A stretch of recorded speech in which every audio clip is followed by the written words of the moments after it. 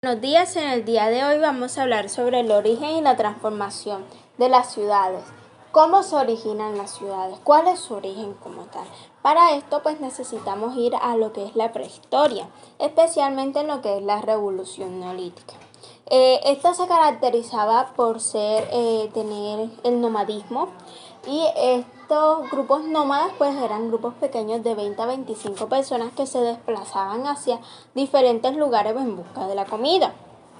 Sin embargo, pues no todos podían seguir el mismo paso y por eso esos grupos como más débiles pues se quedaban en un lugar por un tiempo mientras los más fuertes se quedaban. Un ejemplo de este pueden ser como los niños, pueden ser las mujeres embarazadas o los ancianos, pues se quedaban en un espacio, por ejemplo, en una cueva y esperaban a que los más fuertes trajeran pues comida.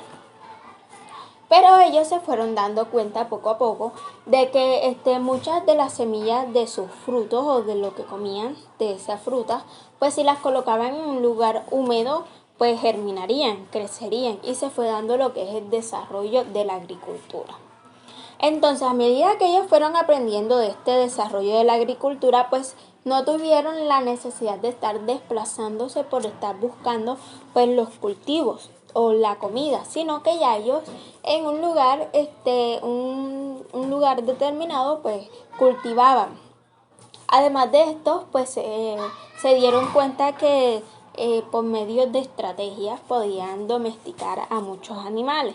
Entonces ya no tuvieron la necesidad de irse desplazando y fue conociéndose más como lo del sedentarismo. Entonces al inicio del sedentarismo, pues estos grupos que antes eran de 20 a 25 personas fueron creciendo mucho más y se fueron generando lo que son las aldeas, los pueblos, posteriormente a las ciudades agrícolas, donde éstas se establecían en sus cultivos, donde estaban sus cultivos, donde estaban sus animales y se especializaban de esto. Pero no solamente se dieron ciudades agrícolas, sino también se dieron como ciudades mineras, que eran grupos o sociedades que estaban cerca de minas y que también podían estar cerca de montañas y que podían utilizar esos elementos para poder hacer intercambios. También existían ciudades que se basaban más en lo que era la fabricación, en que si un ejemplo de esta es que si por ejemplo una sociedad de esta o una ciudad de esta vivía cerca de una ciudad agrícola, pues podía tomar la piel de esos animales y convertirlas en ropa. Bueno, bueno, podríamos decir que por otra parte, el crecimiento de la población al inicio se basa al momento de que ésta estaba creciendo, se va llenando de no familiares y se van creando lo que aumenta el conflicto.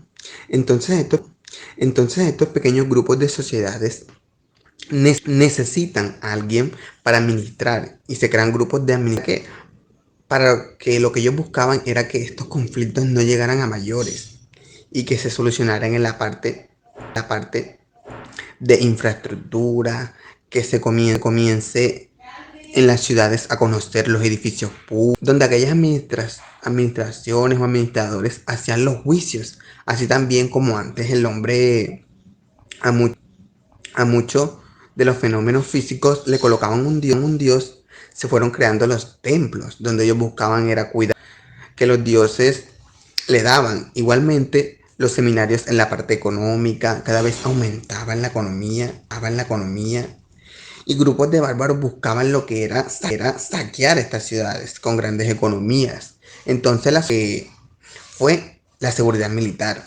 Aquellos hombres que fueron fuertes y comenzaron a construir lo que fueron castillos, muros, murallas. ¿Qué condiciones debieron cumplir los espacios para convertirse en ciudades? Las condiciones que tuvo que cumplir la antigüedad para la ciudad, primero que todo, en el comienzo con la agricultura y la domesticación de animales, que esto permitía que no fueran producir y comercializar productos, y con el poder político, el cuidado del ciudadano. Físicamente, al principio de la humanidad, o mejor dicho, de las civilizaciones, las actividades como la agricultura, la pesca y otras geográfico determinado, como por ejemplo en la agricultura, un lugar cerca del agua para el cultivo, la pesca. Para los extractores de minerales, por lo general se encontraba en las montañas. Transformación. Bueno, a lo largo de la historia, los seres humanos y las ciudades han ido evolucionando, por lo tanto, su manera de agruparse y convivir los ha hecho con el paso del tiempo. El espacio urbano se ha formado por transformaciones del espacio rural en un proceso más o menos complejo, algo de urbanización, y que este da lugar a la formación de dos categorías, pues serían la del suelo, el dominio público y el privado. Las calles, las plazas y los espacios públicos están en el primero. Y los solares edificables y las edificaciones. Si estas categorías de suelo las llevamos al terreno de las formas físicas de una ciudad, tendremos los espacios públicos y los espacios parcelados. Los espacios públicos tienen la característica de la continuidad del espacio urbano. Y los espacios parcelados constituyen lo lleno del espacio urbano, con las características de la compartimentación, la parcelización en sí misma representa, independientemente de las actividades o edificaciones que en ellas se desarrollen, sean públicas o sean privadas. En la transformación de la ciudad encontramos a la ciudad antigua. Las primeras ciudades aparecen aproximadamente hace unos 3000 años antes de Cristo. En esta, la población se iba ubicando alrededor de los templos según la jerarquía. Las construcciones contaban con patios que se formaban debido a la ubicación un tanto arbitrarias. Sin embargo, se conservaba aún un intento de trazado. Además, las cubiertas de las edificaciones funcionaban como terrazas. Un elemento importante también es la muralla, que es un elemento de protección. Le sigue la ciudad clásica.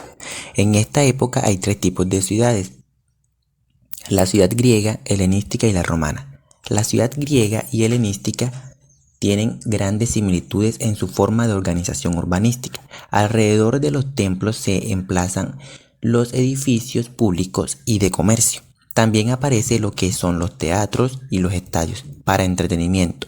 Un elemento importante es que la ciudad se veía como una cuadrícula y poseía grandes arcos de triunfo.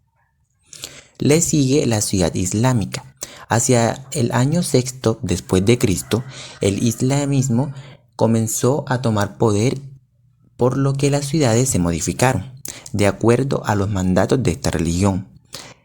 La ciudad se vuelve más funcional, orgánica y dispersa, pero se conserva la muralla como un ministerio y se elimina todo rastro de herencia de la ciudad clásica y se utilizará la puerta como elemento esencial.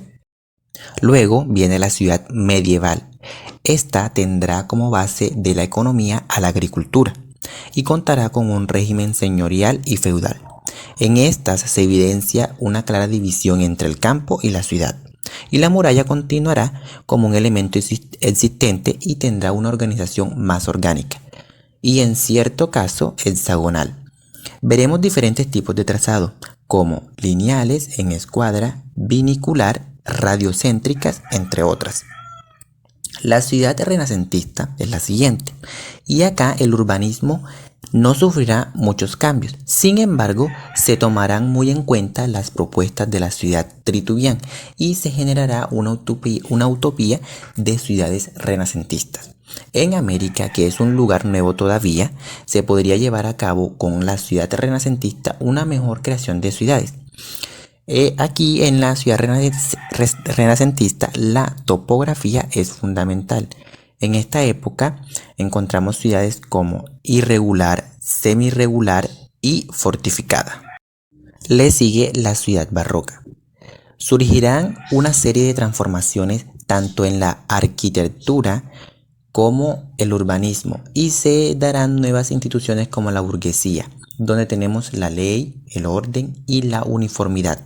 Las ciudades crecerán rápidamente en esta ciudad y predominará la ciudad lineal y recta. Después tenemos la ciudad neoclásica. Esta contará con una estructuración renacentista. Tendrá trazados geométricos, calles anchas y rectas. También serán remontadas por un monumento, que es lo más importante, y tendrán un trazado geométrico. Finalmente tenemos la ciudad industrial. Esta ciudad sufrirá asimismo grandes transformaciones, teniendo grandes divisiones de zonas en las ciudades. Tendrá centros con zonas residenciales lujosas, actividades comerciales y administrativas, y tendrá un ensanche para la burguesía, con trazado regular. Esta ciudad contará con viviendas de calidad y nuevas comodidades, como el empedrado, el alumbrado, las canalizaciones, entre otras, y las zonas exteriores ocupadas por las industrias y barrios obreros mal estructurados. También aparecerán elementos muy importantes como el hierro, el cemento y cristales.